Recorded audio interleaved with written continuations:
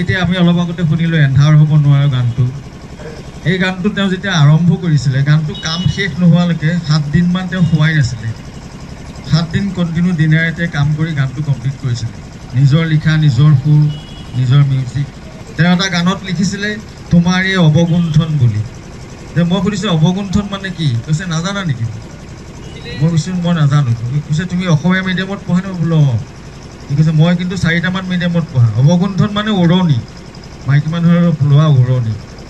গতিকে জ্ঞানৰ লেভেলটো বহুত উচ্চ খাপৰ আছিলে। মই সেইকাৰণে আকৃষ্ট হৈছিলোঁ আৰু তেওঁৰ লগত থাকি গ'লোঁ। মানুহক মানে কিতাপ দিবলৈও বেয়া নাপায়। আপুনি যদি 20খন কিতাপ খোজে লৈ যা বুলি ক'ব।